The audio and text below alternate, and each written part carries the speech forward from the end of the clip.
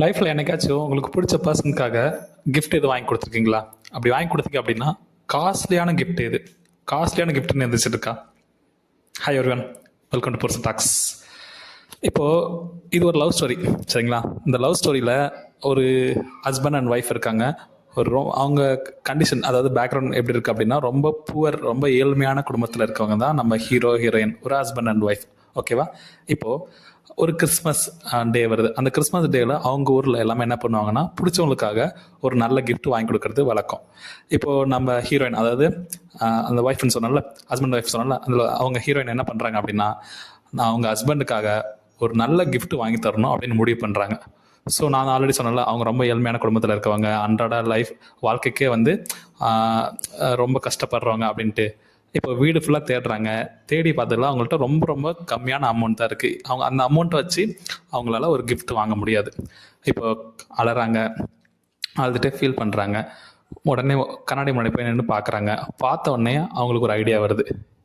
உடனே வீட்டை விட்டு வெளில ஓடுறாங்க. ஒரு பார்பர் ஷாப் போகிறாங்க. அவங்கள்ட்ட இருக்க ரொம்ப அழகான ஹேர், அந்த ஹேரை கட் பண்ணிடுறாங்க. கேர்ள்ஸ் எல்லாத்துக்குமே ஹேர் ரொம்ப பிடிக்கும். ஸோ அவங்கள்ட்ட இருந்த அழகான ஹேரை கட் பண்ணிடுறாங்க. அந்த ஹேர் கட் பண்ண ஹேரை வந்து ஒரு நல்ல விலைக்கு சேல் பண்ணுறாங்க. சேல் பண்ணிவிட்டு ஒரு அமௌண்ட் கிடைக்குது. அந்த அமௌண்ட்டை எடுத்துகிட்டு ஹஸ்பண்டுக்கு கிஃப்ட் வாங்கலான்ட்டு அங்கே இருக்க ஸ்ட்ரீட்ஸ், ஷாப்ஸ் எல்லாமே அலைஞ்சு திரிஞ்சு கடைசியாக ஒரு முடிவுக்கு வராங்க. என்ன முடிவு அப்படின்னா, நம்ம ஹீரோ, அதாவது ஹஸ்பண்ட் இருக்காங்களா, அவங்களுக்கு வந்து வாட்ச் இருக்குது. அந்த வாட்சில் போடுற அந்த செயினில், அந்த ரவுண்டாக இருக்குல்ல, அந்த செயின் இல்லை. ஸோ ஒரு அழகான செயின் வாங்கிடுறாங்க. ஸோ வாங்கிட்டு வீட்டில் சந்தோஷமாக வராங்க வீட்டுக்கு. இருந்தாலும் அவங்களுக்குள்ள ஒரு பயம். என்ன பயம் அப்படின்னா, இப்போ நம்ம ஹீரோ, அதாவது அவங்க ஹஸ்பண்ட் வந்தாங்கன்னா ஹேர் எங்க அப்படின்னு கேட்டாங்கன்னா என்ன சொல்கிறது, எதை திட்டுவாங்களோ அப்படின்னு கொஞ்சம் பயம். ஏன்னா பசங்களுக்கு எல்லாத்துக்குமே அந்த கேர்ள்ஸோட ஹேர் கொஞ்சம் பிடிக்குன்னு வச்சுக்கோங்களேன். இப்போது காலிங் பெல் சவுண்ட் கேட்குது. ஹஸ்பண்ட் வீட்டுக்குள்ளே வராரு. வந்து பார்த்தோன்னே ஒரு ஷாக். ஹீரோயின் சொல்கிறேங்க, உங்களுக்காக கிஃப்ட் வாங்கணும்னு நினச்சேன், என்கிட்ட அமௌண்ட் இல்லை.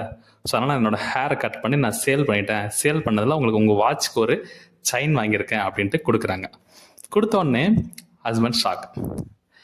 என்னடா இது அப்படின்னு பார்த்தா, ஹஸ்பண்ட் வந்து இவங்களுக்கு கிஃப்ட் வாங்கியிருக்காங்க. என்ன கிஃப்ட் அப்படின்னா, ரொம்ப நாளாக இவங்க வந்து ஆசைப்பட்ட சீப்பு, தலை சீவர சீப்பு வந்து அவங்க வச்சுருந்த வாட்சை சேல் பண்ணி சீப்பு வாங்கிட்டு வந்திருக்காங்க. இப்போது 2 கிஃப்ட்டுமே யூஸ்லெஸ். ஏன்னா ஹஸ்பண்ட் வந்து சீப் வாங்கிட்டு வந்திருக்காரு. சீப் வந்து அவங்கள்ட்ட ஹேர் இல்லை, கட் பண்ணிட்டாங்க. இவங்க வந்து வாட்சுக்கு வந்து செயின் வாங்கிட்டு இருந்தாங்க. இவங்கள்ட்ட வாட்ச் உள்ள அதையும் சேல் பண்ணிட்டாங்க. இப்போ 2 கிஃப்ட்டுமே யூஸ்லெஸ்.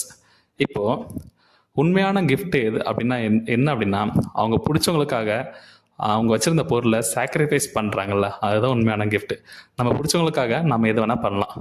நீங்கள் சொல்லுங்கள், உங்களுக்கு பிடிச்சவங்களுக்காக உங்கள்ட்ட இருக்க பொருளை சாக்ரிஃபைஸ் பண்ணுவீங்களா? அப்படி ஏதாச்சும் இருந்துச்சுன்னா கமெண்ட் பண்ணுங்கள். தேங்க்யூ.